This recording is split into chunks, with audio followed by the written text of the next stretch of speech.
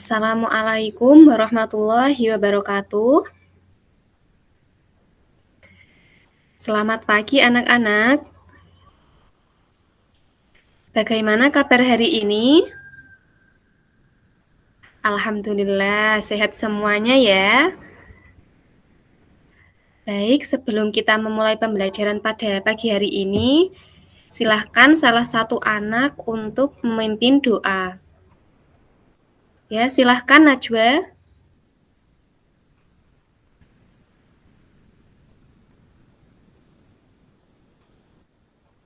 Baik, terima kasih untuk Najwa sudah membantu untuk memimpin doa. Selanjutnya, Ibu akan mengabsen satu persatu ya. Silahkan didengarkan dengan baik. Nisa, hadir. Kafa, hadir. Najwa, hadir. Ilham, baik, semuanya hadir ya. Nah, langsung saja untuk materi yang akan kita pelajari pada pagi hari ini, yaitu mengenai sistem peredaran darah. Nah, sebelumnya Ibu ingin bertanya, ada yang tahu mengenai apa itu sistem peredaran darah? Mungkin ada yang bisa menyebutkan contohnya dalam kehidupan sehari-hari? Ya, silakan Nisa. Ya, benar. Jadi sistem peredaran darah ini sangat berperan ya dalam kehidupan sehari-hari, terutama untuk makhluk hidup. Nah, apakah sudah terlihat share screen-nya? Baik, sudah. Oke. Nah, pada pagi hari ini kita akan mempelajari mengenai sistem peredaran darah dan gangguan sistem peredaran darah. Nah, yang pertama Ibu akan menunjukkan tujuan pembelajaran pada pagi hari ini. Nah, tujuannya di sini peserta didik dapat menganalisis organ-organ sistem peredaran darah, kemudian dapat menentukan letak dari bagian organ jantung, dapat menyebutkan penyakit dan upaya mengatasi penyakit tersebut. Setelah itu, di akhir nanti juga akan ada percobaan. Nah, selanjutnya sebelum kita masuk ke materi, Ibu ingin bertanya, ada yang bisa menyebutkan apa saja organ yang berperan dalam sistem peredaran darah? Ya, Kafa, silahkan. Ya, benar. Jadi ada organ-organ yang berperan dalam sistem peredaran darah. Tadi benar ya yang disebutkan oleh Mas Kafa, bahwa ada jantung, ada pembuluh darah, kemudian ada darah. Nah, langsung saja ya kita menuju materi. Nah, pertama yaitu kita akan mempelajari sistem peredaran darah. Di sini ada 4 topik, yaitu ada pengertian sistem peredaran darah, ada fungsi dari sistem peredaran darah, kemudian darah, jantung, dan pembuluh darah. Nah, dari pengertian sistem peredaran darah sendiri, ada yang bisa menyebutkan? Ya, Ilham? Ya, ayo kita lihat dulu ya, apakah benar tadi yang disebutkan oleh Ilham? Nah, jadi sistem peredaran darah ini merupakan sistem transport yang mana mengalirkan darah dari jantung ke seluruh tubuh manusia. Nah, darah ini membawa O2 dan sari makanan dari jantung ke seluruh tubuh sehingga menghasilkan energi. Nah, jadi benar ya yang dikatakan tadi oleh Mas Ilham. Oke, selanjutnya ke fungsi sistem peredaran darah. Fungsi sistem peredaran sendiri ini sebagai apa? Darah ini sebagai alat angkut, di mana mengangkut sari-sari makanan dan juga oksigen. Selain itu juga mengangkut zat-zat sisa pembakaran, sisa metabolisme, serta mengedarkan hormon dan air ke seluruh tubuh. Nah, selain itu darah juga dapat digunakan sebagai penahan tubuh dari penyakit. Selain itu, sebagai pengatur suhu dan juga untuk melakukan proses pembekuan darah. Nah, selanjutnya ke bagian darah. Darah ini merupakan jaringan ikat yang berwujud cair serta tersusun atas dua komponen. Komponen apa saja? Ya, komponen plasma dan juga elemen seluler. Sedangkan plasma darah ini tersusun dari 91,5% air dan 85% zat terlarut. Selanjutnya ada eritrosit atau sel darah merah. Bahwa sel darah merah ini berbentuk bulat pipih, tengahnya cekung. Ini ada gambarnya. Sel darah merah bentuknya bulat pipih, kemudian cekung, dan mengandung apa? Ada yang bisa menjawab?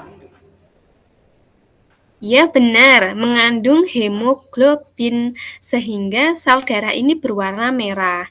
Nah, sedangkan hemoglobin sendiri ini merupakan suatu protein yang mengandung unsur besi. Baik, selanjutnya yaitu ada leukosit atau biasa kita sebut dengan sel darah putih ya. Nah, ini juga ada gambarnya. Sel darah putih ini bentuknya tidak tetap, bisa berubah-ubah, dan sifatnya ini ameboid serta mempunyai inti. Ada trombosit atau keping darah. Nah, trombosit ini bentuknya berbeda-beda, dapat dilihat di sini ya. Nah, di sini ada yang berbentuknya bulat, kemudian oval, ada juga ini yang memanjang. Nah, trombosit tidak berinti, serta untuk jumlahnya pada orang dewasa ini sekitar 200.000 sampai 500.000 sel per 1 mm kubik darah. Trombosit sendiri ini umurnya tidak panjang, hanya sekitar 5 hingga 9 hari saja. Nah, tadi sudah ya mengenai darah, kita lanjut ke jantung dan pembuluh darah. Nah, di jantung dan pembuluh darah ini ada 4 subtopik lagi. Yang pertama kita pelajari dulu yang mengenai jantung. Jantung ini ada yang tahu tidak letak jantung di mana?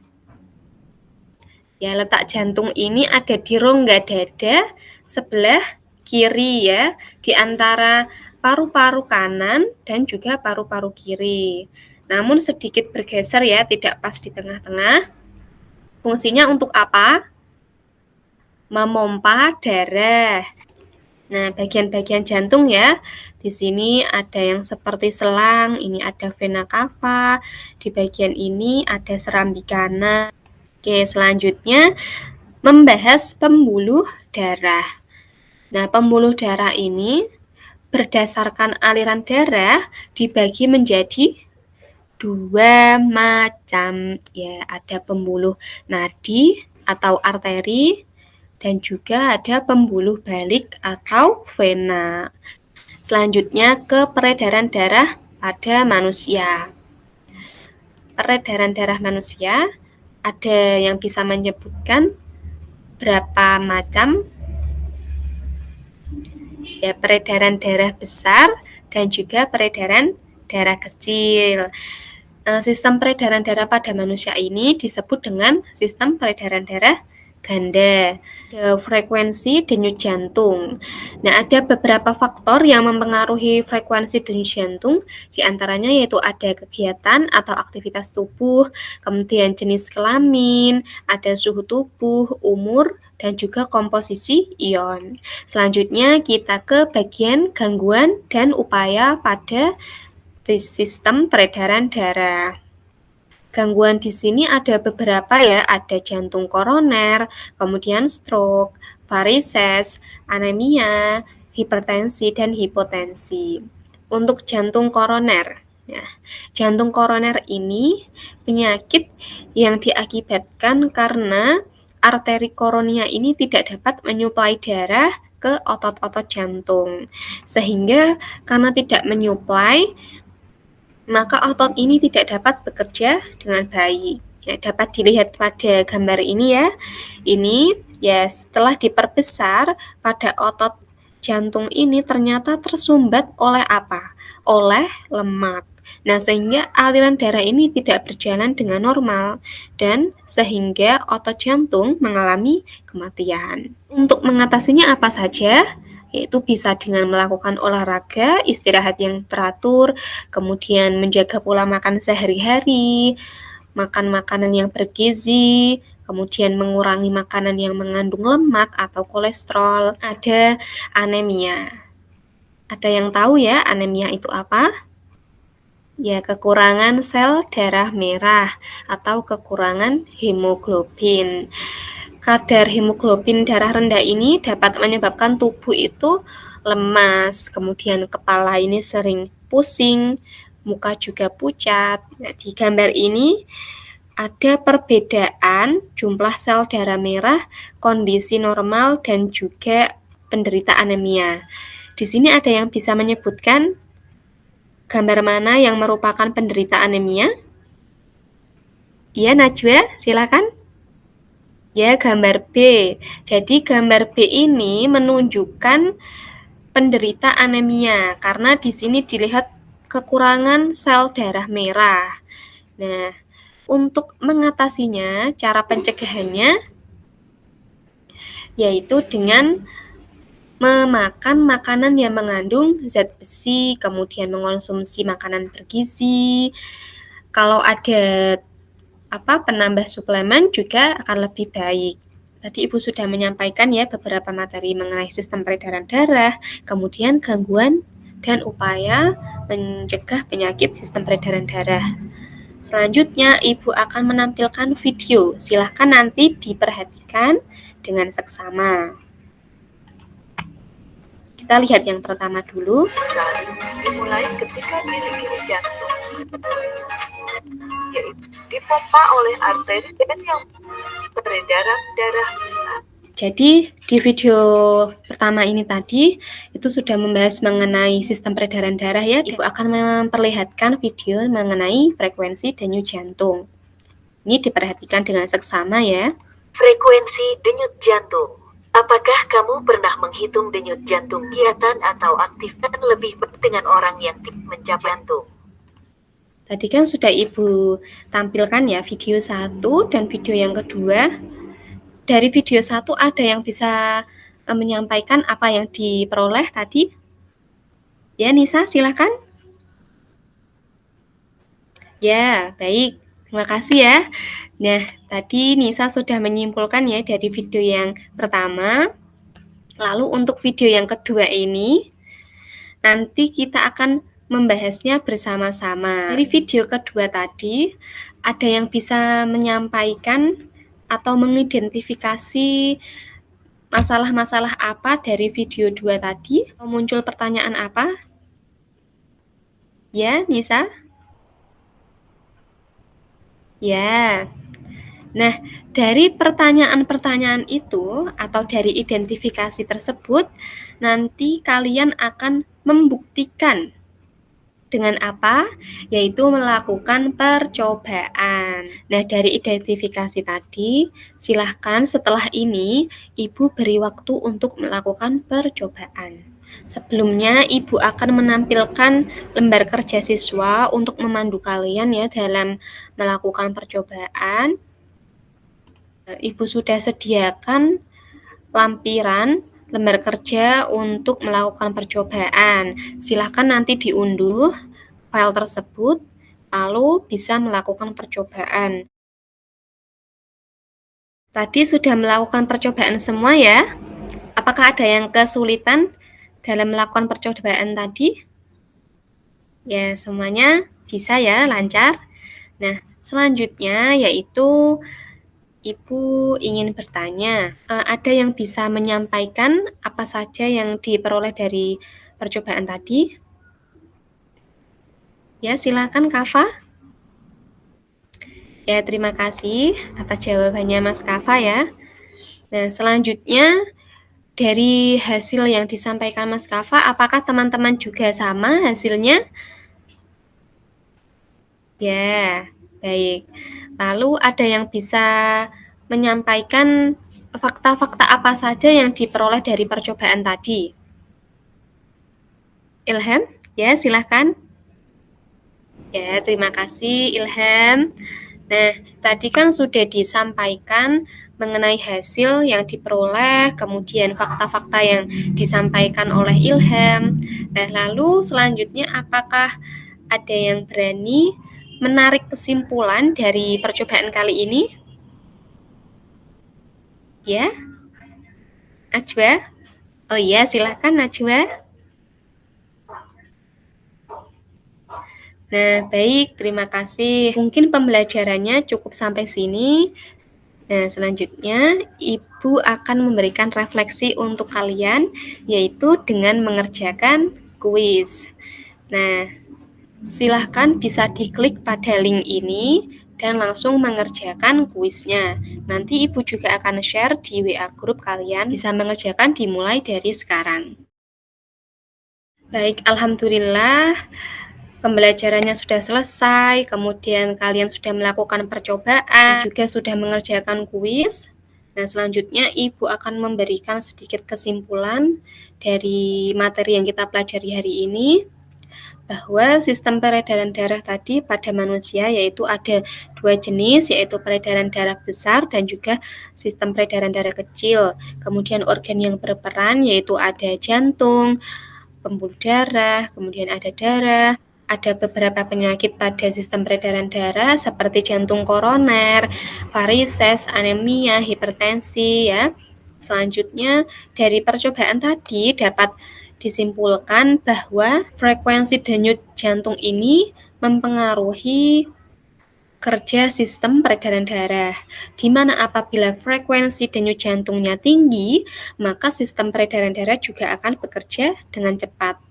Mengapa? Karena jantung ini kan berperan memompa darah, sehingga apabila frekuensi denyut jantungnya tinggi atau cepat, maka sistem kerja peredaran darah ini juga akan semakin cepat. Nah, mengapa ketika aktivitas berat itu denyut jantungnya lebih cepat? Karena saat kalian melakukan aktivitas berat, maka tubuh kita ini membutuhkan oksigen dan juga nutrisi yang lebih banyak. Sehingga dari situ jantung akan bekerja lebih cepat untuk menyuplai oksigen dan juga nutrisi ke tubuh kita agar tubuh kita tetap berjalan atau tetap bekerja normal. Nah, selain dari aktivitas, ada faktor lain yang mempengaruhi frekuensi denyut jantung, diantaranya yaitu ada umur, kemudian jenis kelamin, komposisi ion ya. Nah, mungkin cukup itu saja yang dapat Ibu sampaikan. Setelah pembelajaran ini, silahkan nanti lembar percobaannya dikirimkan di WA Group. Ya, nanti Ibu akan memberikan feedback yang dari kuis yang telah kalian kerjakan. Nah, mungkin cukup pembelajaran pada pagi hari ini. Silahkan salah satu anak untuk memimpin doa. Ya, silahkan Kafa.